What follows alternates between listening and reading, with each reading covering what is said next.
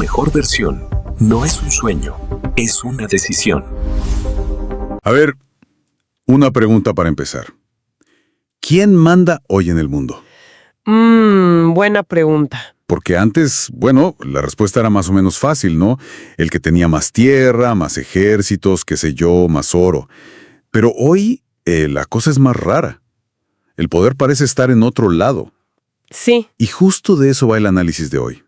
Le vamos a meter el diente a un texto corto, pero la verdad, con muchísima miga. Se llama La mercancía invisible y la voz interior. Un texto que además hace algo muy inteligente. Empieza con esa idea grande, casi geopolítica, de que la información es el nuevo oro, la nueva mercancía de los reyes. Exacto. Pero en lugar de quedarse ahí, digamos, en las nubes de la estrategia global, nos dice, ok, toda esa guerra por la información que ves afuera, en las noticias, en la tecnología, la batalla principal se está librando en un territorio mucho más pequeño e importante, dentro de tu cabeza. Ahí mismo, dentro de tu cabeza. Y bueno, esa es la misión de hoy. Queremos explorar justo ese campo de batalla, entender cómo esa avalancha de noticias, tweets, memes, opiniones que nos comemos a diario, se conecta con esa vocecita que no para de hablar en nuestra mente. Claro, y cómo, según este texto, esa conexión define la calidad de nuestra vida mucho más de lo que creemos. Así que, si te parece, empecemos por el principio. Esta idea de que la información es la nueva moneda del poder. Claro. El texto plantea que el poder ya no se mide en kilómetros cuadrados de territorio, sino en terabytes de datos. Quien puede acceder, interpretar y, sobre todo, administrar esos datos, tiene la capacidad de moldear la percepción de la realidad. Que ya no es ciencia ficción. O sea, lo vemos todos los días. Todos los días. Un algoritmo decide qué noticias ves primero y, por lo tanto, qué tema te parece más urgente. Otro algoritmo te recomienda productos que ni sabías que querías, pero que de pronto sientes que necesitas. Es que ya no es solo que te vendan un producto, te venden una forma de ver el mundo. Y lo que me parece brutal del planteamiento del texto es que esta mercancía externa, esta información, no se queda fuera. ¿No? Siempre, como dice, encuentra un eco interno. Es como un sonido que rebota dentro de nosotros. Totalmente. Y ese eco, ojo, no es inofensivo. Imagina tu atención como un pequeño escenario con un solo foco. Ok.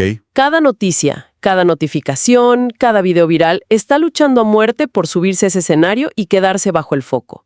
Y el resultado de esa pelea no es solo que hoy pienses en, no sé, la última polémica de un famoso. No. Es que poco a poco esa lucha constante moldea el escenario mismo. Modifica la forma en que piensas, tus atajos mentales, tus reacciones emocionales. Te entrena para reaccionar con indignación, con miedo o con deseo, porque esas son las emociones que mejor capturan la atención. Ok, entiendo. El campo de batalla se ha trasladado al interior. Pero, ¿y qué? ¿Cuál es el impacto real de eso en el día a día? Porque el texto tiene una frase sobre esto que es, para mí, demoledora. A ver. Dice, y lo cito, la calidad de tu vida es directamente proporcional a la calidad de tu comunicación interna. Cuando lo leí por primera vez pensé, bueno, esto suena un poco autoayuda barata, ¿no? Piensa positivo y ya.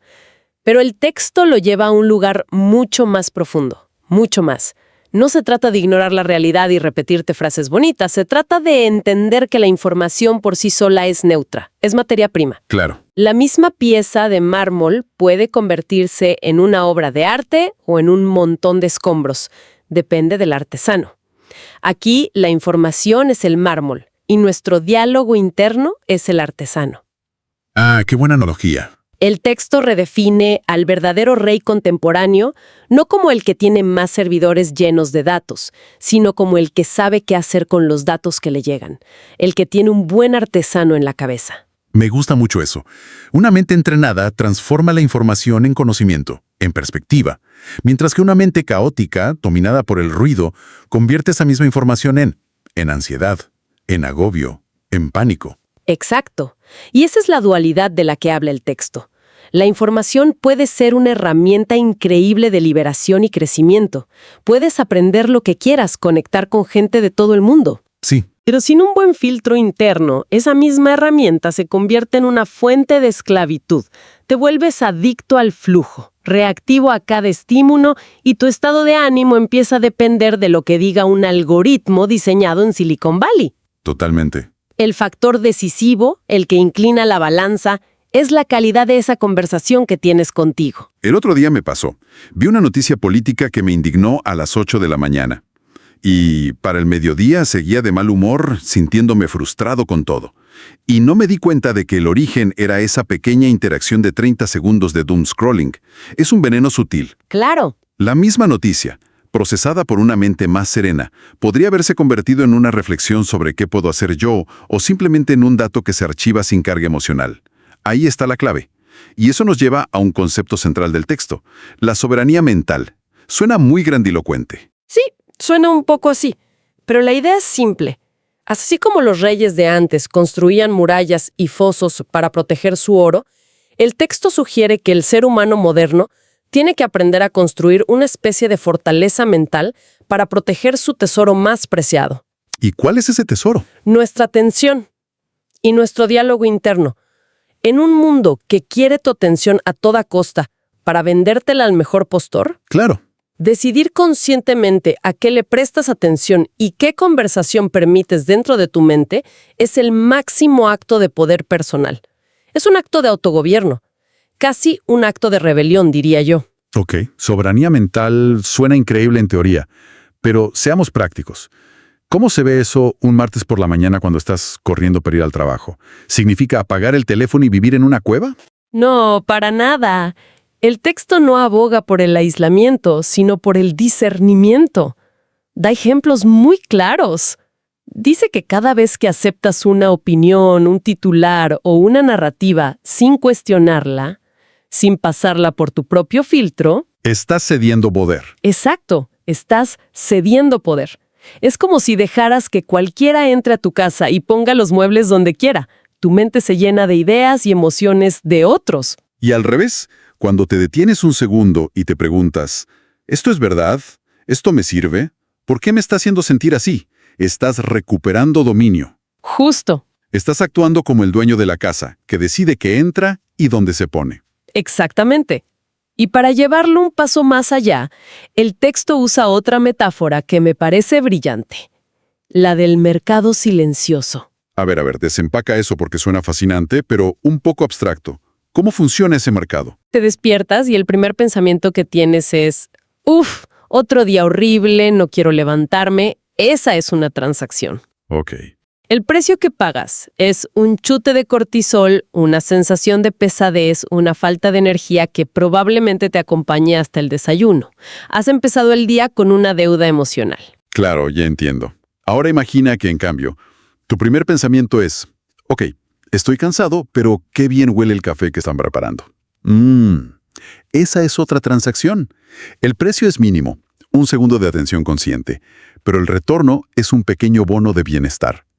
La conclusión del texto desde esta perspectiva es pura lógica económica. Una vida caótica es el resultado de miles de transacciones emocionales deficitarias, mientras que una vida coherente se construye con pequeñas inversiones. Con miles de pequeñas inversiones en pensamientos que te generan un retorno positivo. ¡Wow! Visto así, es una contabilidad que estamos llevando a cada segundo sin darnos cuenta. Y me lleva a la gran paradoja que plantea el texto, algo que creo que todos sentimos. Sí. Por un lado, nunca en la historia hemos tenido tanto acceso a la información. O sea, tenemos el conocimiento de toda la humanidad en el bolsillo. Y sin embargo, parece que estamos más ansiosos, deprimidos y quemados que nunca. ¿Por qué? Esa es la pregunta del millón. Si tenemos más materia prima, ¿por qué el resultado final parece ser de peor calidad? La explicación que da el texto es que hemos desarrollado un desequilibrio brutal. El flujo de información externa ha crecido a una velocidad exponencial, pero nuestra tecnología interna, para procesarla, la madurez de nuestra voz interior, se ha quedado estancada. Ok. Es como, y esta es una imagen que usa el texto, si le pusiéramos un motor de Fórmula 1 al chasis de un coche de 1920. El chasis va a reventar. Exacto. El chasis es nuestra mente, que evolucionó durante milenios para procesar una cantidad limitada de información. Donde hay comida, eso que se mueve es un depredador. No está diseñada para procesar 500 opiniones contradictorias sobre un conflicto a 10.000 kilómetros, 3 tendencias de moda y la vida perfecta de 200 conocidos. Todo antes de las 9 de la mañana. Todo antes de las 9. Claro. Por eso el doom scrolling es tan adictivo. Nuestro cerebro, con su software antiguo, está programado para buscar amenazas. Y las redes sociales le sirven un buffet libre de ellas, 24 horas al día. Un buffet libre, exacto. El motor de Fórmula 1 acelera a fondo y nuestro pobre chasis mental empieza a vibrar, a echar humo, hasta que se rompe en forma de ansiedad. Ese es el diagnóstico. El texto lo dice de forma muy gráfica. La mercancía de los reyes se infiltra en la mente y, sin una voz interna sabia, termina gobernándonos. Nos convertimos en súbditos voluntarios. Dejamos la puerta de la fortaleza abierta y el tesoro más preciado, nuestra paz interior, queda a merced de cualquier invasor. Un algoritmo diseñado para maximizar la indignación termina dictando nuestro estado de ánimo durante horas. Ok, el diagnóstico es brutal. Entendido. Ahora la parte difícil. La solución. El texto insiste en que la clave es hablarse mejor. Y aquí es donde vuelvo a mi escepticismo inicial. Suena bien, pero ¿de verdad es suficiente? ¿Enfrentarse a ejércitos de ingenieros y psicólogos que diseñan algoritmos para secuestrar nuestra atención? Con solo hablarse mejor. Suena como llevar un cuchillo a un tiroteo. Es una pregunta excelente, y es la objeción más importante. La respuesta del texto es que no es una solución mágica ni pasiva. No se trata de sentarse a repetir soy feliz, mientras el teléfono vibra con malas noticias. Claro. Hablarse mejor es un entrenamiento activo. Es el equivalente mental a ir al gimnasio. No esperas tener músculos el primer día. Requiere constancia, técnica y esfuerzo. Vale, ¿y cómo es ese entrenamiento? ¿Cuál es el primer ejercicio? El primer ejercicio no es, curiosamente, consumir mejor información. Eso viene después. El primer paso es volverse una observadora implacable de tu propia mente. Prestar atención a cómo reaccionas a la información. A la reacción, no a la información en sí. Exacto. Cuando lees ese titular que te enfada, ¿qué historia te cuentas a ti mismo inmediatamente? El mundo es un desastre, nada tiene solución. O te preguntas, ok, esto es el titular, ¿cuál es el panorama completo? Ah, ya veo. El simple acto de observar esa primera reacción automática y cuestionarla ya es un acto de soberanía. O sea que no se trata tanto de cambiar el menú que te sirven, sino de aprender a digerir la comida. Dejar de ser un comensal pasivo y empezar a actuar como el chef de tu propia mente, que decide qué ingredientes usa y cómo los cocina. Esa es una analogía perfecta. El foco se desplaza del consumo a la digestión. El texto afirma que cuando esa comunicación interna se vuelve intencionada, cuando es compasiva en lugar de autocrítica, estratégica en lugar de reactiva, ocurre una transformación. ¿Qué tipo de transformación? La información deja de ser una amenaza que te bombardea y se convierte en lo que siempre debió ser, una herramienta, un simple ingrediente más en la cocina. Es el paso definitivo, como dice el texto, para dejar de ser súbdito del ruido y convertirte en soberano de la propia experiencia. Justo eso. Es reclamar la autoridad final sobre tu estado mental sin importar el caos que haya afuera. La diferencia entre ser una hoja que se lleva el viento y ser un árbol que, aunque sus ramas se muevan, tiene raíces firmes. Esa es la esencia.